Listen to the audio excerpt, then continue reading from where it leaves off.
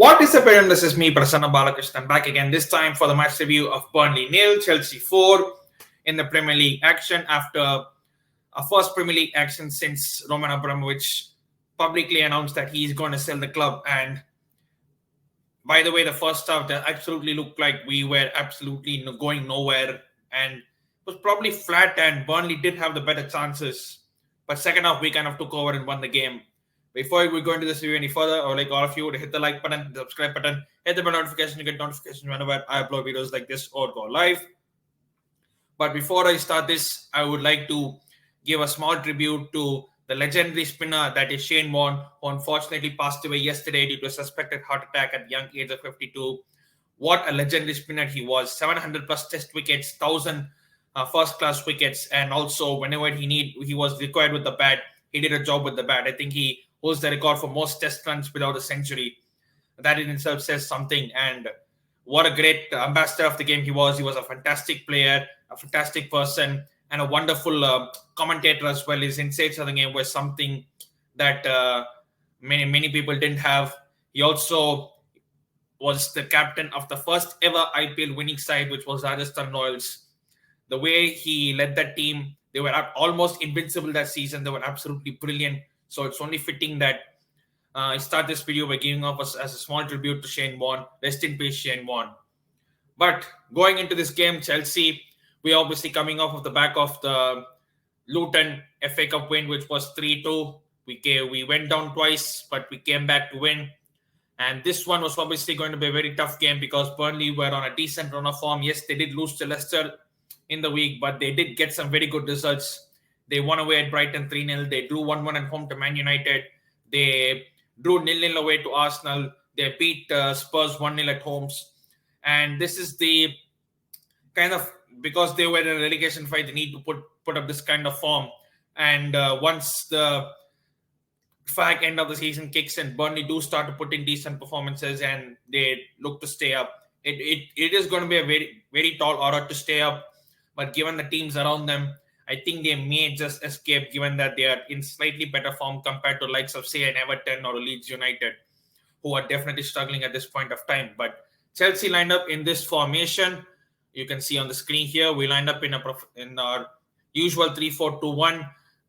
Centre backs being Chalobah. Chalobah was back after getting stitched after Keita's tackle in the Carabao Cup final. Thiago Silva, Rudiger, they picked themselves. The Reece James finally started. It was very good to see him start after his injury layoff from December. He came off the bench against Liverpool. He was just supposed to play only like a few minutes, but due to Azpilicueta's injury, he played much longer. I'm not sure if he came off the bench against Luton, but he did start today and play the whole 90 minutes, and he made he put in a wonderful shift, wonderful performance. Probably my man of the match, which I'll get into shortly. And then we had Kante and Jorginho as two pivots. Saul playing left wing back. The front three being Christian Pulisic, Mason Mount, and Kai Havertz. So the first half really was kind of very poor in the way that we knew what was going to happen. It was very clear at the start that Burnley were really going to defend deep, and Chelsea, as always, we keep the possession within ourselves. We have this quick passing between, but there was lack of cutting edge, so to say, and sometimes our final balls were poor. We would get there, but we have no idea what to do. Burnley, on the other hand, we would know how they were going to come out, given that they are fighting relegation and they're fighting to stay in the Premier League. And to be honest, they did have one or two good chances. You look at this one from here. It's a free header in the box. That's what they're strong at. If you put in the box, there's a 99% chance that a Burnley player is definitely going to win the ball in the air. And that's what happened. He missed this. He skied this. And there was another opportunity just a few minutes later when Mendy, instead of catching it, tries to punch it, and he literally punches out straight to another Burnley player who misses the target. Else they should have been at least 1 or 2-0.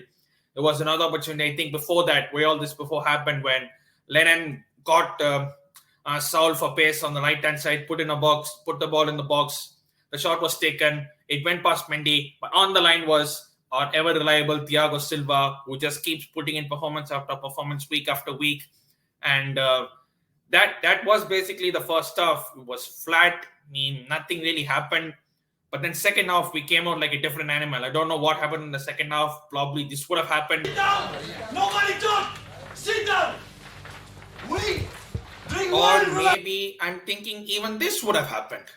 There is no passion, there is no vision, there is no aggression, there is no fucking mindset in this football I club. don't know. Or probably Tuchel were given a slap across each of their faces. No, we don't know. But from the second half, we were on Burnley's neck from minute 46 to minute 90, and we got the early goal in the second half. There was some passing from side to side, again side to side. Reece James got in the ball. You look at this position. He has no right to put the ball in the back of the net from here. He tries to cut back in. He goes on the outside, and he finally unleashes a shot past all of these players, and it goes in. And from that point, we completely took over. It was a very comfortable win at the end. Havertz scored in the 52nd minute. Christian Pulisic with a wonderful cross. Kai Havertz peeling off the final defender, making it 2-0. He made it 3-0 just 3 minutes later. Again, wonderful work down the right wing. This is what we missed from Reece James. He picks up pockets of space like this down the right-hand side because of his pace. And Azpilicueta, with all due respect to him, is not that quick as compared to Reece James is. Reece James is still young. He's pacey, and he can definitely find those spaces down the right flank. Kante puts in a ball in, and he puts in an easy ball and tap in for Kai Havertz, and that's 3-0. Our fourth goal came as a stroke of luck, you could say. A ball in from Salnigas. Burnley player clears it. He doesn't clear it properly, and it drops straight to Christian Pulisic, who simply cannot miss from there.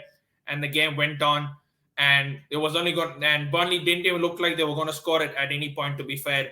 And our defense kept another clean sheet. That's what we've been accustomed to, at least at the start of the season. Nowadays, clean sheets have kind of dried up. Hopefully, they can come back. And some good performances there. Kai Havertz at the false nine. Is he better than Lukaku at this point of time? I would probably say yes, because he gives more. And he's showing why he, at this point in time, is better than Lukaku.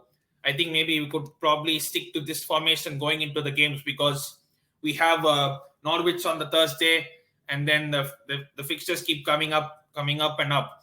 Christian Pulisic, again, he had a pretty good performance. Mason Mount, again, he was poor today. I don't know what's happened to him since the Carabao Cup final. He's not been himself, and I think he could probably do with a break, or maybe sitting on the bench. Reece James was man of the match. He was absolutely fantastic in the second half. He opened the game up. That goal was crucial, and from then on, he was just toying with the Burnley defense. Saul, per se, is not a left wing back, although he didn't play that badly, to be fair. But sometimes you can clearly see at points he's not a left wing back. As I mentioned earlier in the first half, he got caught out for pace. Although if you put Alonso there, he would have still got caught out for pace. Not a big difference, to be fair.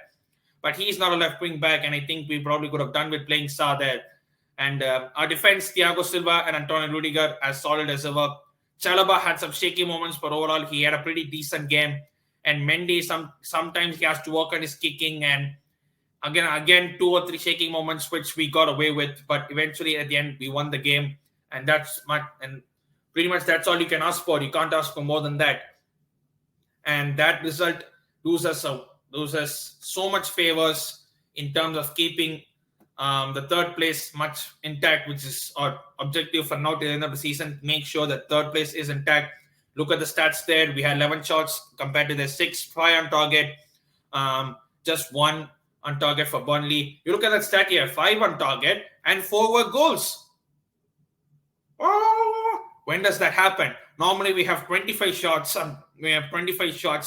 Maybe 10 on target, and we'll probably score 1. Today we scored 4 for some reason. I don't know really what happened. But again, we dominated the possession as we always do. We 90% pass accuracy. And the standings, we are now currently in third position with a game in hand. Obviously, that game in hand being against Arsenal, who still have 3 games in hand. If they win all the games in hand, they could be just 2 points behind us. We are still 10 points behind Liverpool. Obviously, they snuck out a 1-0 win against West Ham earlier today. If we win a game in hand, we could go to 7 points. I'm not very optimistic of a late title shot this season, because I still think City are going to win it. You can think whatever you want, but it's just that the hope at the end of the day, because we got 3 more competitions to fight for. We still have the Premier League. We still have the FA Cup, which are weird in the quarterfinals now, and we face Middlesbrough away. And obviously, we are in the Champions League, which I think we do have a good chance of going at least towards the semi-final, if not more. So that was about it for this match review. If you're new to this channel, consider hitting the like video, hit the subscribe button, hit the notification to get notifications whenever I upload videos like this or go live. Obviously, India women take on Pakistan women today in the first game of the Women's World Cup. So do watch out for that and back our women. And hopefully our women can do what our men failed to do last year, which is beat Pakistan in World Cup game. And yeah, that's about it. As I keep saying at the end of every single video, stay safe and wash them hands.